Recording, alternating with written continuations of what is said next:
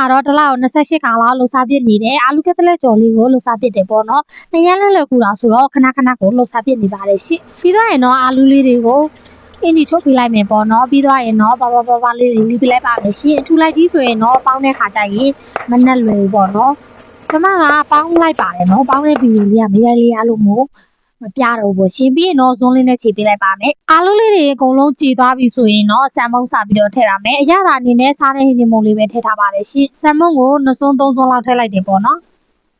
ပြီးရင်တော့နက်နေအောင်နေလိုက်ပါမယ်လက်အိတ်ဆွတ်ပြီးတော့နေလို့ဆိုရင်အစင်မပြေတာမို့လို့လက်အိတ်ချွတ်ပြီးတော့နေလိုက်တာပေါ့နော်လက်ကိုလည်းသက်စီအောင်လုပ်ထားပါတယ်ရှင်ပြီးရင်တော့အပြားလေးတွေပြပြီးတော့စားပြီးတော့ကြော်လိုက်ပါမယ်မီမီမြင်းလေးနဲ့ကြော်ပါရှင်မီတအားပြင်းသွားလို့ဆိုရင်အာလူလေးတွေကကျွန်းသွားရင်မစားလို့မကောင်းတော့ဘူးပေါ့နော်ဒါကမီးလျှော့လေးနဲ့ကြော်ထားတာပါရှင်အယောင်လေးတွေတန်းလာပြီးနှစ်ဖက်စလုံးလည်းအယောင်တူတူလေးတွေဖြစ်လာပြီဆိုတော့ရပါပြီရှင်အားလုံးလည်းစားကြပါအောင်နော်အရင်ကိုလွယ်ကူတာမို့လို့နေ့လည်နေခင်းပိုက်ဆိုင်ရင်ပဲဖြစ်ဖြစ်လှူစားလို့ရပါတယ်နော်